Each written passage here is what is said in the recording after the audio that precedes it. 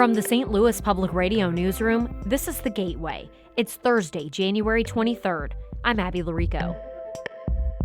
Voting is underway for Illinois residents to pick the state's next flag. What do experts think of the 10 finalists? I think that they all would get about a letter grade B from flag design experts. Each of them has the opportunity to be an even better design with some polishing. We talk with local members of the State Flag Commission about the finalists and what they believe Illinoisans should be thinking about as they vote. That's coming up after this news on The Gateway. Members of the Missouri Senate Judiciary Committee heard a bill Wednesday that would require the state to pay damages to people who've been wrongfully convicted. St. Louis Public Radio's Evie Lewis reports on the bill's initial hearing. If passed, Senate Bill 36 would allow people who've been exonerated to claim $179 per day of wrongful imprisonment, with a yearly cap of $65,000. High-profile exoneration cases in recent years have brought the issue of wrongful convictions to the forefront in Missouri. Kevin Strickland was exonerated after being convicted of a 1978 triple murder. Strickland, who testified in support of the bill, served 43 years of a life sentence before his release. Make them pay for what they do wrong, and in the future, they won't be so quick to make these hasty prosecutions, investigations, and different things like that. Strickland and other supporters of the bill said that it would help exonerees rebuild their lives after release. In Jefferson City, I'm Evie Lewis, St. Louis Public Radio. Also in Jefferson City, Missouri lawmakers are again considering legislation that would place control of the St. Louis Metropolitan Police Department under a governor-appointed board. A Missouri Senate committee held a hearing Wednesday over two different bills on the same topic. Republican Senator Nick Schroer of St. Charles County is the sponsor of one of the bills. This bill aims to improve accountability by establishing a dedicated board, ensuring that the police department operates with transparency and is accountable to the citizens that it serves. Through Schroer's legislation, control of the department would move from the mayor's office to a 5-person board. That board would consist of 4 governor-appointed commissioners who would serve alongside the president of the St. Louis Board of Aldermen.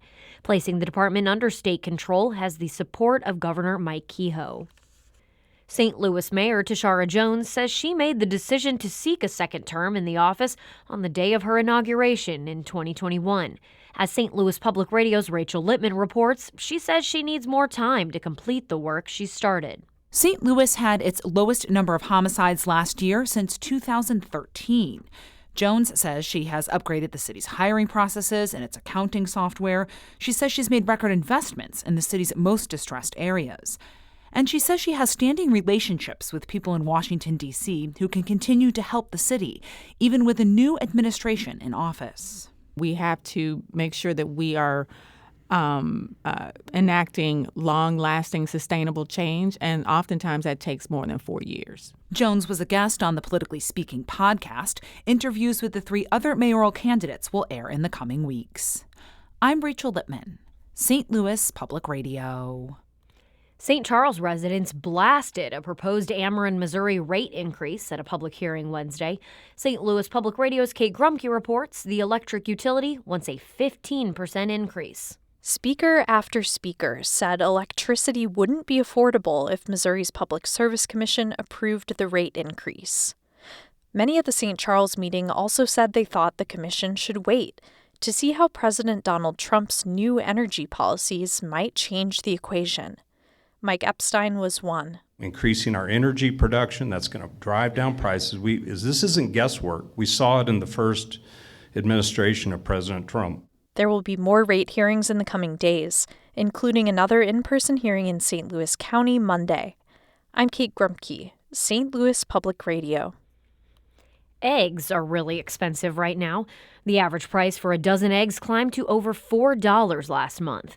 A major reason for this is an outbreak of bird flu, which is infecting chickens and shrinking the supply of eggs. More than 13 million egg-laying hens died because of the virus in December. That's more than any other month of the year. The virus is particularly impacting the middle of the U.S., where there's a lot of large egg producers. That's according to Jada Thompson, a poultry economist at the University of Arkansas. The disease specifically has stuck around in the Midwest, and part of that is a bit of climate, a bit where wild bird migratory patterns have gone through. And so they've been disproportionately affected.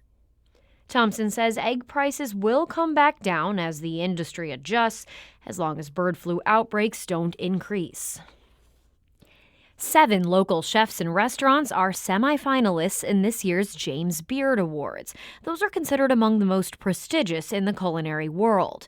All right, here they are. Gerard Kraft is up for consideration for Outstanding Restaurateur for his niche food group, which includes brasserie, pastaria, and expat barbecue.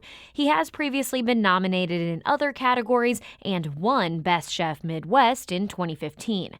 This year's semifinalists in that category include Nick Bognar of Sato and Lauren Knowledge of Balkan Treat Box. This year's Jane Sacro Chatham is up for Emerging Chef. Nathaniel Reed Bakery is back on the list for Outstanding Bakery. A new category, Outstanding Professional and Beverage Service, includes 2 local women, Natasha Barami of the Gin Room and Alicia Blackwell Calvert of Madrina. Finalists will be announced in April and winners awarded at a gala in June. But right now, they're all worth celebrating. Cheers and congratulations.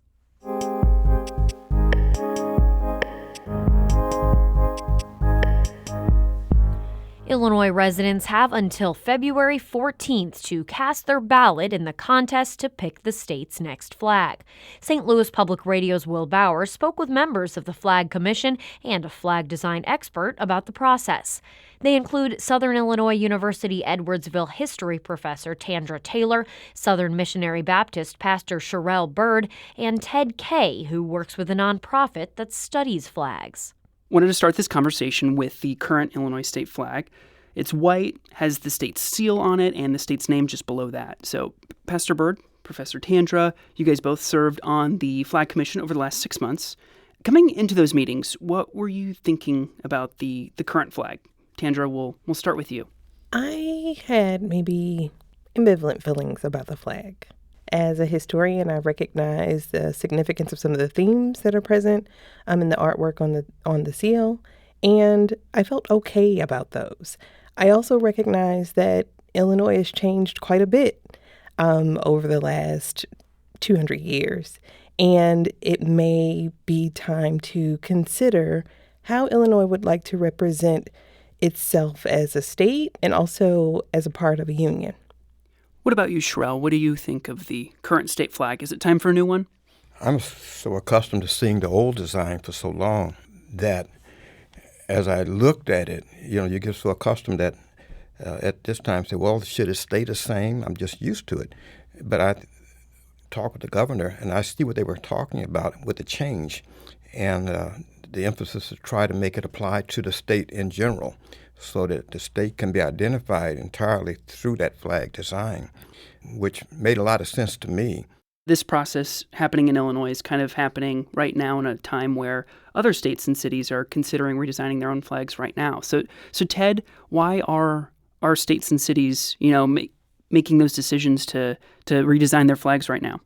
There are 2 fundamental reasons why states are redesigning their flags. The negative one is to remove symbolism that some people find offensive, like the Confederate battle flag or depictions of Native Americans. But there's also a positive reason, and that is improving the branding of the state. The state flag can be a powerful symbol for the state outside of the state, and flags with seals on them aren't very effective brands. Seals can't be made out at a distance. In fact, Illinois in the 1970s added the word Illinois to its flag because its seal couldn't be made out at a distance. But the other more fundamental reason that seals don't belong on flags is that seals belong to the government, but the flag belongs to the people. So, Ted, I just kind of wanted to get your brief thoughts. What did you make of the 10 finalist designs that made it through the process? I think that they all would get about a letter grade B from flag design experts. Each of them has the opportunity to be an even better design with some polishing. And the winner of the public vote may very well get 10% of the vote.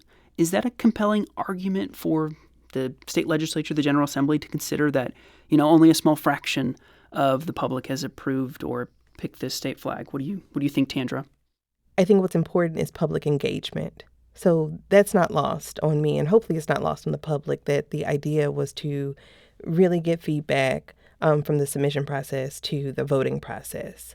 And with that, I don't know, the extent to which the public vote is going to influence the legislators when they consider this. But my hope is that they've given a massive amount of effort to invite Illinoisans to have a say in how they are represented by the state flag. That was Illinois Flag Commission members Tandra Taylor and Sherelle Bird, as well as Ted Kay of the North American Vexillological Association, speaking with our Will Bauer. To hear the full conversation, listen to today's episode of St. Louis on the Air. It's on the air at noon and 7 p.m. or wherever you listen to podcasts like this one. The Gateway is a production of St. Louis Public Radio, a listener-supported service of the University of Missouri-St. Louis. Theme music by Ryan McNeely of Adult Fur. I'm Abby Larico. I've successfully pronounced the word vexillological today, and from the St. Louis Public Radio newsroom, this has been The Gateway. At least I hope I pronounced it properly. Vexillological. Vexillological. North American Vexillological Association.